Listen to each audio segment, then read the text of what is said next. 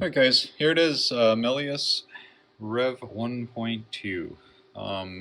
So this has got all of the latest changes that I've implemented, plus the ones from the previous revision, obviously. So we still have our ROMs up here where we can select which image of the ROM we want. Again, with the 8K ROMs, we can fit 8 images on each of these. So we could have 8 different basic ROMs, 8 different kernel ROMs, and the character ROM, because it's only 4K in size, the actual character ROM itself, we can have 16 different character ROMs on here. Not that you would ever find a use for that, but I don't know, maybe somebody will. And then down here, just need to go over this again. We've replaced the standard DRAM chips that we had, the 8K chips, with either these two, okay, which is common in the 254-69. And I also think that this is how it is in the 254-66 boards, that you can use these two chips, the 4164. And if you don't want to use these, then you can put in these chips here, and these will allow you to use this 32-pin SRAM module, which will basically allow you to use SRAM rather than DRAM.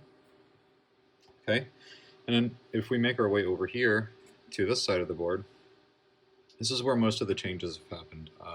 Number one, you all know that I already did this RF modulator bypass circuit. That's still a thing.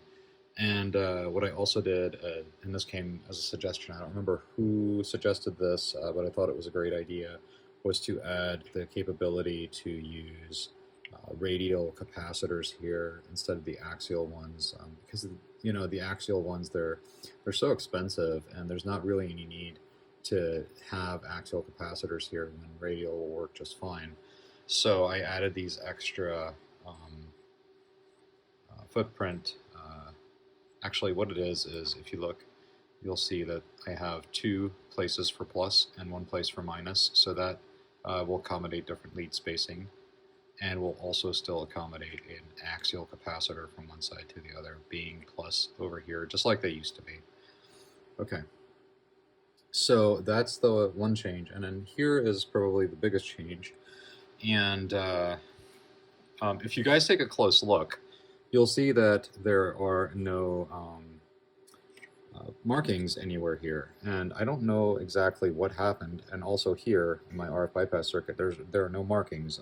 All over the rest of the board, I have markings, so I don't know what I missed in my design to not have the markings. So I'm going to have to go back and look at that. But in either case, I have 4 more of these boards that are unpopulated that you guys can purchase if you like. Just know that the markings are not there, but I will include a diagram that shows you the placement of the components and what the values are.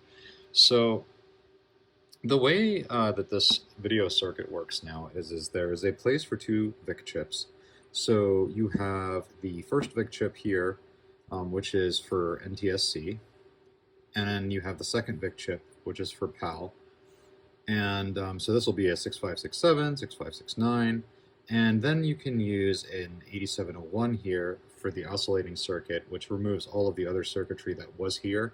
And I know that a couple of you had already mentioned, well, you know, why replace the circuitry that is there when we can easily get off-the-shelf components and not have to worry about using obsolete parts like the 8701, which is a chip that MOS built. Well, we've already built a replacement chip to replace the 8701, which uses the 525 user configurable oscillating circuit, right? So we built a replacement chip with that so that we can replace the 8701. But what I also did is I added in a little circuit up here, if you guys can see it. And basically, if you don't want to use an 8701, or you don't have or want to buy a replacement chip to put in the place of the 8701, you could simply purchase the components to build the 8701, which just includes the 525, 2 capacitors, a logic circuit here, and then a resistor. And I think, actually, there are a couple of resistors. 3 to be specific. But anyways, that'll all be on the diagram so that you guys can have a look. So basically, because I wanted to make it so that you can swap between PAL and NTSC easily by just selecting some jumpers, I went ahead and included everything that you needed in order to do that. So now what we have here are 2 crystals. One is running at the NTSC frequency, and the other one is running at the PAL frequency. We have a capacitor here, and then we have some jumpers. One jumper over here, a jumper over here, and another one over here. So the way that this is selected right now is it's set on NTSC. So if you wanted to set it to PAL, all you would do is move this jumper up, this jumper over here, that one over here, and then put a jumper here to select PAL for the oscillating circuit. And that's really it. I can show you guys this in operation here. I don't have a PAL chip, unfortunately. I have one coming, so I can't really test the PAL part of this. I don't doubt that it's going to work, but then again, I don't know. I also haven't fully tested this board yet. If you look, I've left some circuitry out. I don't have the resistor pack or any of the circuitry installed for testing of the user port or the cassette port. I don't have the serial port attached. I also don't have the controller ports attached, and to that end, I don't have the LED attached or the keyboard connector attached. But as it stands, if I flip the power switch here, we have a working screen. And again, I don't know. All right, maybe if I angle it just a little bit. This is kind of what it looks like on my LCD. It's an LED, I think it's an LED monitor. And this is just a standard output from the video cable, and that's going, this monitor is actually a TV, and it's going into the RCA at the back, okay? So I think that that actually looks pretty good for being what it is. Let me see if I can zoom in here. You know, I mean, I think that the display is pretty clean. Huh? Okay. So the way that you swap out the RAM, pretty simple. You just come in here, and let me see if I can do this one-handed without breaking anything. I don't usually like to use a screwdriver, but for the smaller chips, I don't have a resistor puller. So this is what I'm left with. Did I say resistor puller? Yeah, I did, didn't I? It's IC puller that I meant to say. That's what happens. I can't really multitask that well. Okay. So that's out. So that's what you got to do. You got to take those two out, and we'll take the SRAM, and also you'll want to make sure that you unplug your power, just to be on the safe side. I've swapped chips out with power plugged in with no negative side effects, but I mean, you never know. So let me see. This is already hard enough to put these in without having to hold a camera and trying to capture a shot, because these are round sockets, and so the pins have to pretty much be perfectly aligned, which is what we have here now. Just push that in. And I like these sockets because once the ICs are in, they sit really tight, make a good connection, and they don't wear out like those leaf sockets. Even if you're using dual leaf sockets, yeah, see this? This would make this almost damn near impossible. Now I can try to bend these straight, but it's gonna be difficult. So what I'm gonna do is I'm just gonna grab a new one and use my pin. And this is not a straightener, I guess. I mean, it is a straightener because when these ICs come to you, they're always kind of bent outward. So what I do is I use that to bend them, kind of compress them together. Yep, I was about to put that in backwards. Sorry guys, I don't usually do this. and talk and videotape all at the same time. All right. So now we have all the required components for the SRAM to work. Okay. So now with the DRAM out, we are going to plug the power back in. Oops. And turn it on. And there we go. Okay. Works just as good with either one. The one thing I haven't tested, let's see, maybe we can run a simple test with a game in? No, because then I'll have to solder on the keyboard connector, and then that gets even more complicated.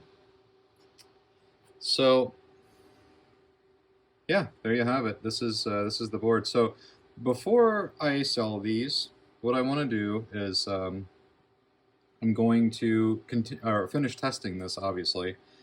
I'm going to solder the keyboard connector in, I'm going to add the resistor pack, and then add the rest of the circuitry here so that I can test the cassette port and the user port. And then we're also going to test a disk drive and make sure that that works.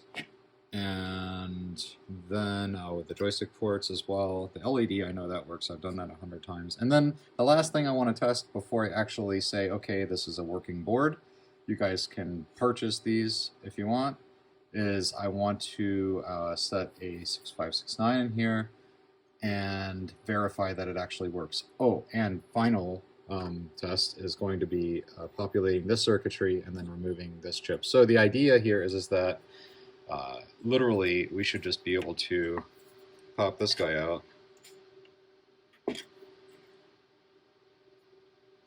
and, you know, if we don't want, we shouldn't even have to put a socket in here as long as we populate this area up here. And yeah, that's really it. That's all there is to it. And I'm going to continue to, you know, update this board as I get more ideas and more time. More importantly, more time, because this is a very time-consuming project for me. I also have lots of other things going on. So, but you know, just be on the lookout for more updates, and you know, keep the suggestions coming, because those actually help a lot. Sometimes I have ideas, but they're just so grand that I don't end up implementing them because they're just too much work, too much time, and then someone comes along with a comment that is like, oh wow, that's not actually so difficult to implement, so I will definitely add that with the next revision.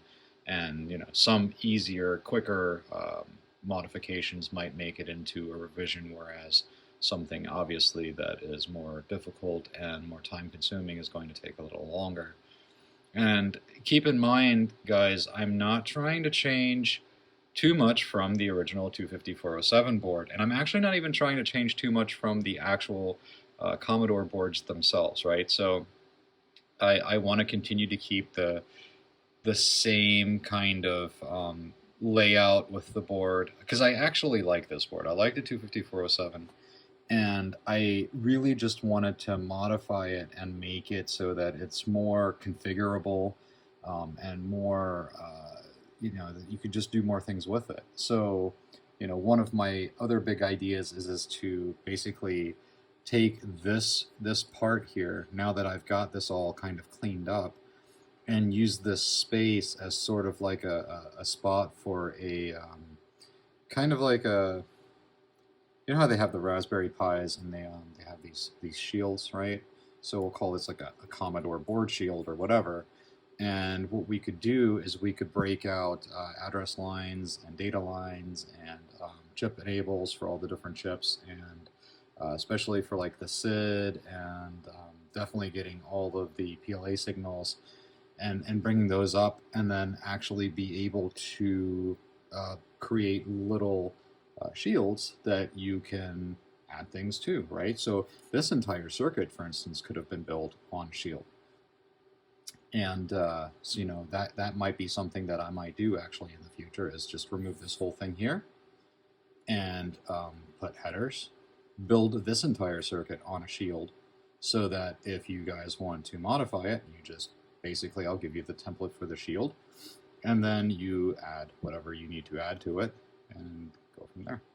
And that way we don't have to continuously reinvent the board, because that's kind of what I feel like I'm doing here, is I'm adding, I'm modifying. You know, some things like the capacitors, right? Adding the extra hole there, right? So that we can put radial instead of axials. You know, that's obviously something that you're going to have to make a board modification for. Looking at these voltage regulators is something that I'm still going to work on, because I think that we can do better. And, you know, some of these other things, I think that we could definitely maybe look at, you know, since these switches, you can buy them, right? But they're like, what, we're looking at like $5-6 a switch. I'm thinking that we could get away with a switch that is similar, but maybe has a different footprint, but is cheaper.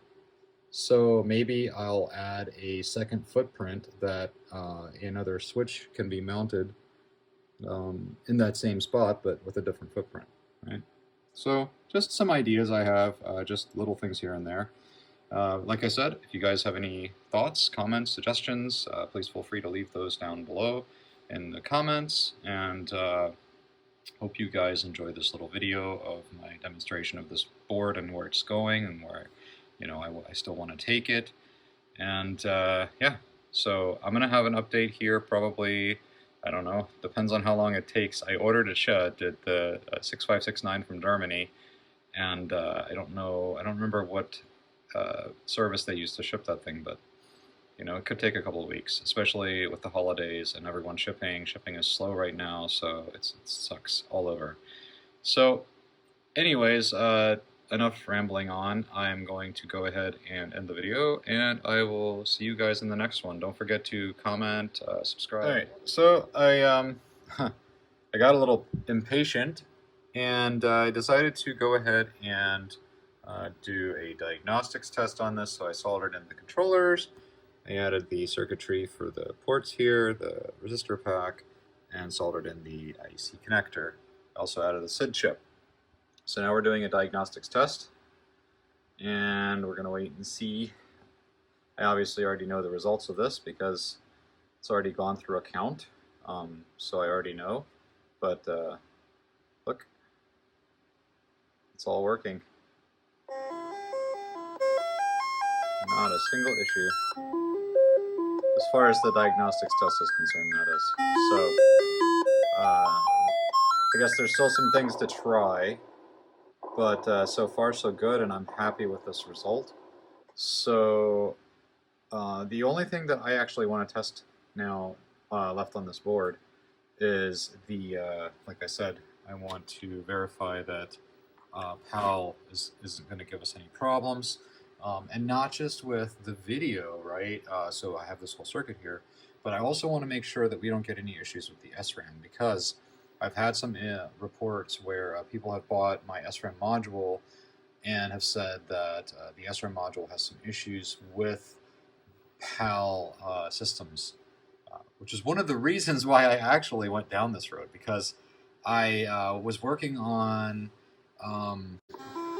converting an existing NTSC system to PAL so that I could test my SRAM module. And while I was doing this, I was like, you know, how cool would it be if we had that capability in a board already? That way, you wouldn't have to desolder the crystal and change out the VIC chip and you know, change a jumper and this and that.